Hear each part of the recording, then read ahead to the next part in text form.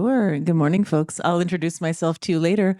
This is one of the land acknowledgements we say at the beginning of our meetings. I'm sure many of you acknowledge the land on which you work in many different ways. We here acknowledge that the land on which we're gathered is the home and traditional land belonging to the Tongva Nation. Today we come with respect and gratitude for the Tongva people who still consider themselves the caretakers of this land. It's through their examples that we're reminded of our greater responsibility to take care of Mother Earth and to take care of each other. Thank you, Dean Pandya. And we have amazing welcome from our CSU leaders today, and it's my pleasure to introduce the Assistant Vice Chancellor, Dr. Shireen Pavri, who's I consider a friend and just an incredible honor to have her here today. So, Dr. Pavri, thank you. Thank you so much.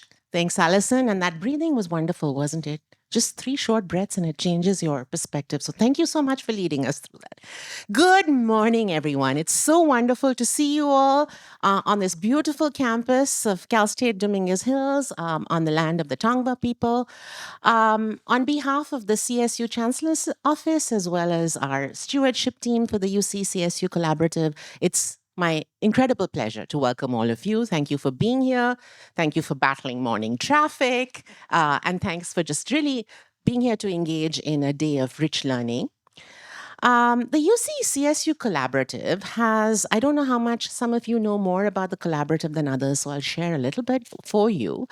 The collaborative has established a pretty audacious goal. The goal being to recognize and nurture the unique strengths of every student in our great state, and then to develop educator agency and educational systems to cultivate these strengths. So that's what we're all here about today. That's the work that I think we're all passionate and committed to doing in our everyday lives. And this collaborative aspires to create conditions for every young person to thrive in school and in life. The intersegmental UC-CSU initiative leverages the power of 3 broad groups of folk who work synergistically to, along with families, to improve educational opportunities for our young people. These are our world-class, talented faculty from both the UC and the CSU, our 2 higher education systems in the state, public systems, who are engaged both in educational research and educator preparation. Also with our elected officials who develop policy for our educational systems. And then, of course, with our skilled teachers and practitioners, our leaders, our school psychologists and counselors who are doing the work every day in our classrooms. By bringing together committed faculty, policymakers, teachers, leaders, we collaboratively examine systemic barriers and then find solutions for pressing issues that impact learners in our school systems. So the collaborative adopts a cyclical, iterative process where research, teaching, and policy are informed by and inform, in turn, each other.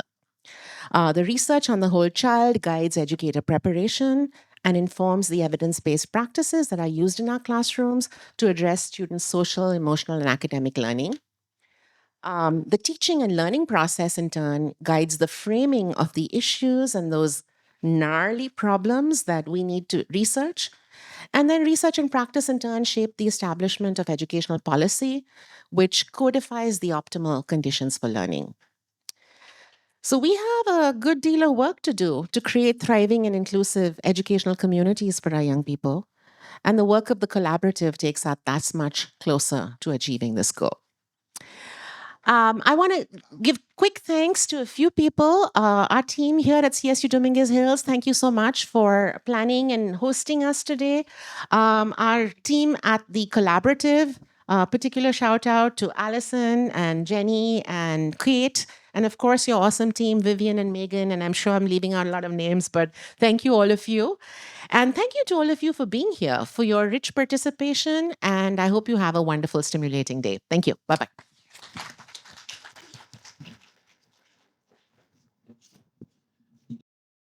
Hello, it's me again. Hi, I'm Jessica Pandya. I'm the Dean of the College of Ed here, and it's my job and pleasure to welcome you to Cal State Dominguez Hills.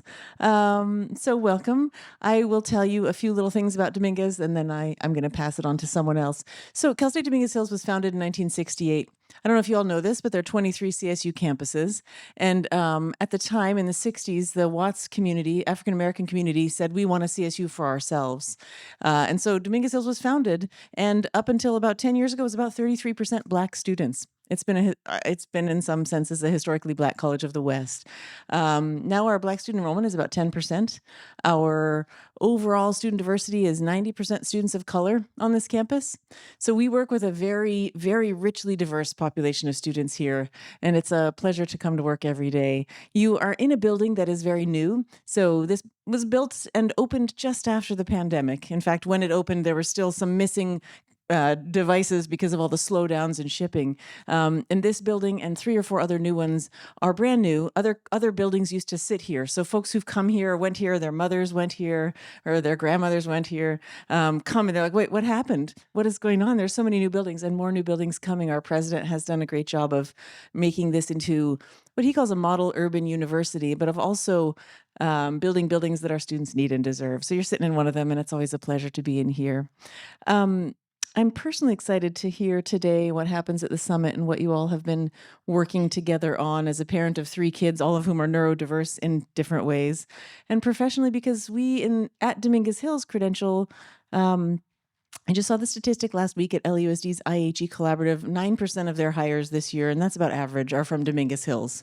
So think about the multiplier effect just of our candidates, much less the candidates at UCLA. And if you add in all of our sister CSUs and UCs here, think of all the students that the teachers that we train can affect. So I'm really excited, and I'm glad to be here to host you all. I'm now going to pass it over to a video of my former and hopefully future provost, Mike Spagna, who's currently the interim president at Cal Poly Humboldt. He himself was a former special education teacher, dean of the College of Ed at Northridge, and he's been our provost here for 8 or so years. So you're going to hear a little video from him, but welcome, and I hope to say hi to more of you today. Thanks. So welcome, everyone. My name is Michael Spagna, and I'm currently the interim president at Cal Poly Humboldt. And I come to you today to welcome all of you to the UC-CSU Collaborative Annual Summit. I'm excited for you all to attend this. Formerly, I have served as provost at Cal State Dominguez Hills, and I'm so pleased you're here at what is an incredible campus at CSUDH, and I hope you're going to enjoy your entire time visiting with the university. I'm thrilled to see all of you here in your various roles, whether you're a researcher, an educator, a policymaker. It's in that collaboration across all these roles that will really make a difference to students and really help with the well-being of students in their learning environments.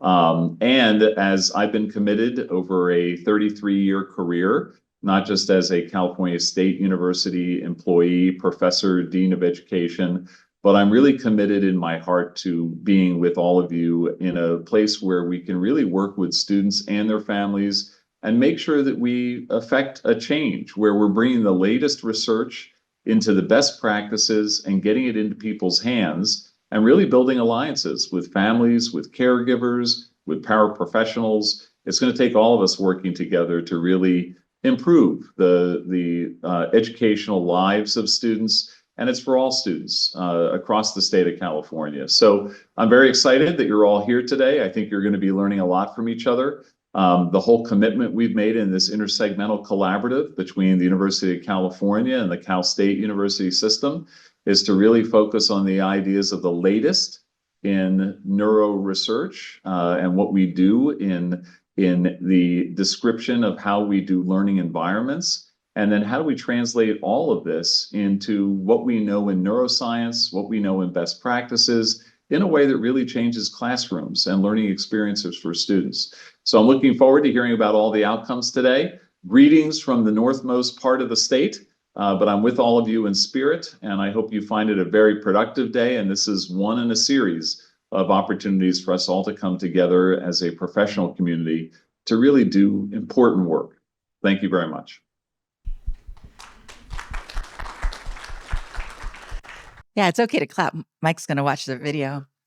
Mike's going to watch the video, so that's excellent.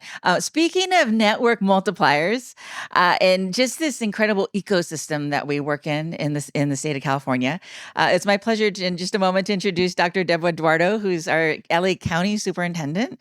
And it's not just higher education, it's not just PK-12, it's not just our county offices, right? It's not just our community-based organizations, it's not just our parents. It's like all of us together that really are going to make this work. So with pleasure, I'd like to introduce Dr. Duardo just to say a few words. Thank you.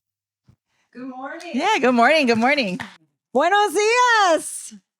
Wow, what a wonderful opportunity to be here. This is my first time at Cal State Dominguez Hills. My husband got his master's here and he talks about coming out here, but I have never been here. So it really is an honor and pleasure to be here. Beautiful facility. But most importantly, what a wonderful opportunity in coming together, learning from one another. LA County is huge. We have 80 school districts in LA County. For those of you who didn't know that, a lot of times people think LAUSD being our largest is where most of our students attend, but really only about a third of our students attend LAUSD. We have about 1.5 million students across LA County serving certainly a lot of diverse students. I'm a very strong believer in the whole child approach. I love the opportunity of us coming together and thinking about how we serve all of our children. I am the mother of 7 children, 4 that I gave birth to. My first that I gave birth to at 16 was born with spina bifida. And he's a regional center client, and he is 44 years old today. So I've been living with neurodiversity and really making sure that we're meeting the needs of all of our students, regardless of how they learn. We are here to serve them all. So thank you so much for the opportunity to be here. I also want to introduce and ask him to stand, our board president, Dr. Stanley Johnson at LACO. You gotta, come on. Just stand up, and who's awesome and is doing great work as well. And there are some LACO team members here, and we're all here to learn along. Thank you so much. Thank you. Yeah, we like clapping. It's good. It's good. Dr. Stanley is also an awesome tennis player, y'all. And so we're about to get on the court shortly. So thank you so much again, everybody. I just want to do a little bit of context setting, but thank you to our leaders who opened up for us today. It's such a pleasure again to have you here with us as learners and really leading the work, showing what it means to be a leader and learning alongside everyone else. So thank you for modeling that. A little bit of context setting just for everyone. Housekeeping, restrooms are out this door. There's some gender neutral restrooms over here. All the way down the hall to that side is a larger set of rooms. So please take care of your needs today as we go through. We're going to be in this room this morning. So if we could go to the next slide, Vivian, thanks. We're going to be in the room this morning here. We will have a morning break before lunch, and there's going to be snacks all day. So if you didn't get breakfast, there'll be a morning snack. And then if after lunch, there'll be like an afternoon snack. So if you're like me and you like to graze, it'll be a happy day. And but just know that we'll have a break here before lunch, and then have lunch in the same room you had breakfast. And then after lunch, we're going to head over to the building across the garden, and we'll point you in that direction. And that's where the afternoon sessions will be. And we hope that you'll join us for an afternoon networking. Part of today is really getting to know each other as well and making connections. So with that, I'd love for you to just take a moment. We want to today really have you learn about the collaborative, because it's not just our collaborative, it's your collaborative. And so the idea is to figure out, like, how do we all do this together and work together? So that's the first goal. The second is the launch of our Araya Learning, which is our online resource hub for the state. And Jenny will talk to us about that later today. And the third is really in the afternoon to just dig into 4 state priority areas. And I'll talk in just a bit about the context that we're living in right now. But before we do that, if you could just turn to your neighbors, introduce yourselves, name, where you come from, and what you're grateful for today. Thank you. I'm Michael. You know the old hand trick, right? So So this means if you see this visually, then you do this also, and that's a visual cue. It's also a kinesthetic cue for those of us that like to move. It's a kinesthetic cue. And it's also an auditory cue for those of us that like to hear the sound go down. So I love that way of so with that, let's jump into the day. Thanks. So on the next slide, I just want to do a little bit of context setting for us. But before I do, I just want to acknowledge I mentioned I was executive director. We have our faculty director from UCLA, Jenny, if you could raise your hand and wave. She'll be coming up after me. Thanks. We have our faculty director from CSU Dominguez Hills, Kate Esposito. Thank you for hosting. We have Sue Sears is our literacy co-director for our literacy dyslexia team. So thank you. She was one of the original co-directors from 2019. And you'll get a chance to meet the team, Vivian and Megan and everyone, and just as we go through the day. But let's give it up for Vivian because she and outside and the team who's out there. All right, so I'm going to do a little bit of context setting. With a separate hat on, I sit on the California State Board of Education. And so I just want to give some gratitude. Oh, I'm so sorry. Anna Marie, you're on our stewardship group meeting. Stewardship group. She's on our advisory group. I just give it up for Anna Marie, please. Woo, she's hot stuff. She's a big, okay. All right. So separate seats sit on the State Board of Education. And I just I borrowed some slides with Linda Darling Hammond because she gave this overview at our July 11th State Board meeting at the beginning. And I'm doing a condensed version. So if you wanted to watch the whole thing, I would encourage you to. But she said it was okay to share some of her slides with you today. And I just wanted to do that because this is a very exciting time in education right now. Right. So in the 1970s, California was considered one of the top states in education. If you look nationally, and then we passed in 1979 Prop 13, which significantly cut back the revenue that the state was bringing in. And John Merrow in 2004 put out a documentary called From First to Worst. And so California went through 30 years of significant budget cuts that really, really have been harmful. And I don't know if many of you remember the 2008 cutbacks in school districts, right? There was a lot that was happening in that time. And so after those 30 years had passed, by that time, we were one of the lowest per pupil spending in our country. This keeps going in and out. Thank you. And most unequally resourced. And when we think about our ratios, we were the worst, 50th, and we were also the lowest on all of our achievement data, 4th and 8th grade NAEP scores. And so we all know leadership matters, right? And we all know resources matter. And so it was really a testament to what we know matters. And if you look at the next slide, what we also realized is that by that time, we were also, I don't know if that was on the last slide, but we were also very segregated. We were, our Latinx population and our Black African American student population, top 5 in the country in terms of segregation. And so there was a lot of work to be undone. But in 2011, under Governor Jerry Brown, and we had Bill Honig was back on the Instructional Commission, and we had Tom Torlakson. We also had Mike Kirst as the state board president. Linda always says Mike Kirst used to say they were the era of the septuagenarians. But they had a lot of experience coming into the roles that they had. And so they put it together, the LCFF funding formula, which is really an equity-based funding formula. Some districts are basic aid districts. They don't get the state funding and then as much, and others get the base grant. Some get the supplemental grant, and others with high needs get the concentration dollars from the state. So unlike other states, we base our funding to school districts based on the needs of their students. And we put that in place. That went out it was passed in 2013, and it went out about 2015 when it finally went out into the field.